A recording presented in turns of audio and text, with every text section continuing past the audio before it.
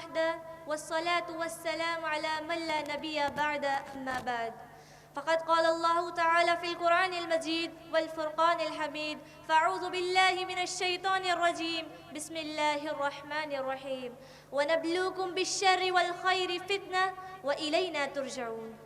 محترم صدر جلسہ، مہمانان خصوصی، حکم صاحبان، اسٹیج پر جلوہ افروز اساتذہ اکرام، قابل احترام پردہ نشین ماں اور بہنوں، آج کے اس مشترکہ اجلاس میں میری تقریر کا عنوان ہے دور حاضر کے فتنے اور ہماری ذمہ داریاں. یہ بات سچ ہے کہ دنیا کی زندگی میں خیر اور شر دونوں موجود ہیں، جیسا کہ اللہ رب العالمین کا ارشاد ہے وَنَبْلُوكُمْ بِالشَّرِّ وَالْخَيْرِ فِتْنَةً وَإِلَيْنَا تُرْجَعُونَ. میری دینی بہنوں، سورۃ الانبیاء کی اس آیت سے معلوم ہوا کہ اہل ایمان کو فتنوں سے دوچار ہونا ہی ہونا ہے اور مختلف آزمائشوں سے گزرنا ہی گزرنا ہے. ایسے تمام موقعوں پر اللہ کے رسول صلی اللہ علیہ وسلم نے اپنی امت کو اپنی بعثت سے لے کر قیامت تک آنے والے تمام فتنوں سے آگاہ کر دیا ہے.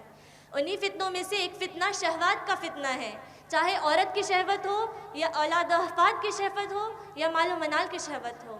جیسا کہ اللہ رب العالمین کا ارشاد ہے زُيِّنَ لِلنَّاسِ حُبُّ الشَّهَوَاتِ مِنَ النِّسَاءِ وَالْبَنِينَ وَالْقَنَاطِيرِ الْمُقَنطَرَةِ مِنَ الذَّهَبِ وَالْفِضَّةِ وَالْخَيْلِ الْمُسَوَّمَةِ وَالْأَنْعَامِ وَالْحَرْثِ.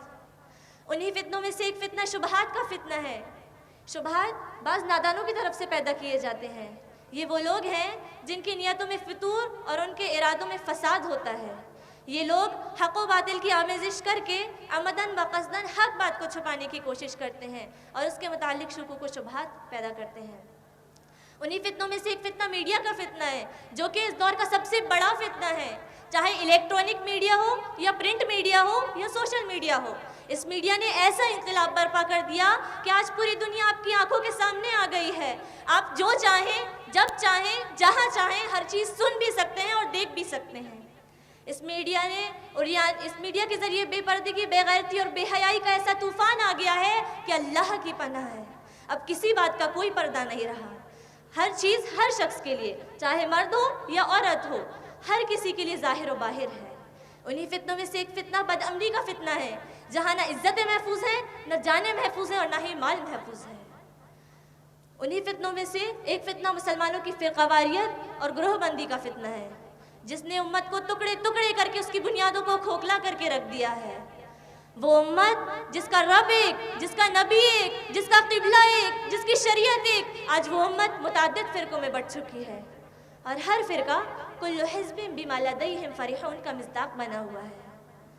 اس کے علاوہ کہیں خارجیت کا فتنہ ہے تو کہیں شیعیت اور مرزائیت کا فتنہ ہے تو کہیں شکیلیت اور قادیانیت کا فتنہ ہے. الغرض ہمیں بحیثیت مسلمان ان فتنوں کا احساس کرنا چاہیے، کیونکہ جب کوئی فتنہ آتا ہے تو وہ نیک اور بد میں فرق نہیں کرتا. جیسا کہ اللہ رب العالمین کا ارشاد ہے وَاتَّقُوا فِتْنَةً لَا تُصِيبَنَّ الَّذِينَ ظَلَمُوا مِنكُمْ خَاصَّةً وَاعْلَمُوا أَنَّ اللَّهَ شَدِيدُ الْعِقَابِ. اب سوال یہ ہے کہ ان فتنوں میں ایک مسلمان کا کردار کیا ہونا چاہیے. میں آج کے اس مشترکہ اجلاس میں کچھ احتیاطی تدابیر پیش کرنے کی جسارت کر رہی ہوں. نمبر 1، ان فتنوں سے اللہ رب العالمین کی پناہ طلب کیا جائے، کیونکہ اللہ کے سوا کوئی بھی ان فتنوں سے نہیں بچا سکتا. نمبر 2، عقیدہ توحید پر ثابت قدم رہا جائے، کیونکہ یہ عقیدہ ہی ہے جو مسلمانوں کو اس بات کی تعلیم دیتا ہے کہ جو بھی فتنہ اور جو بھی مصیبت آتی ہے وہ اللہ رب العالمین کے ہی حکم سے آتی ہے. اللہ رب العالمین کا ارشاد ہے ما اصاب من مصیبت الا باذن اللہ. نمبر 3، کتاب اللہ اور سنت رسول کو مضبوطی سے تھاما جائے. کتاب اللہ اور سنت رسول کو مضبوطی سے تھاما جائے. کیونکہ جو شخص کتاب اللہ کی تلاوت کرتا ہے اور اس میں تدبر اور غور و فکر کرتا ہے تو اللہ رب العالمین اسے ہدایت دیتا ہے. اللہ رب العالمین کا ارشاد ہے وَاعْتَصِمُوا بِحَبْلِ اللَّهِ جَمِيعًا وَلَا تَفَرَّقُوا وَاذْكُرُوا نِعْمَةَ اللَّهِ عَلَيْكُمْ إِذْ كُنتُمْ أَعْدَاءً فَأَلَّفَ بَيْنَ قُلُوبِكُمْ فَأَصْبَحْتُمْ بِنِعْمَتِهِ إِخْوَانًا. نمبر 4، مسلمانوں کی جماعت میں شامل ہو کر تفرق سے اجتناب کیا جائے، کیونکہ جماعت پر اللہ رب العالمین کا ہاتھ ہوتا ہے. نمبر 5، کثرت سے توبہ و استغفار کیا جائے. آخر میں اللہ رب العالمین سے دعا ہے کہ اللہ تعالی ہم تمام کو ان احتیاطی تدابیر کو اختیار کرنے کی توفیق عطا فرمائے اور آنے والے تمام فتنوں اور ان کی شر سے محفوظ رکھے. آمین. والسلام علیکم ورحمۃ اللہ وبرکاتہ. اس کے بعد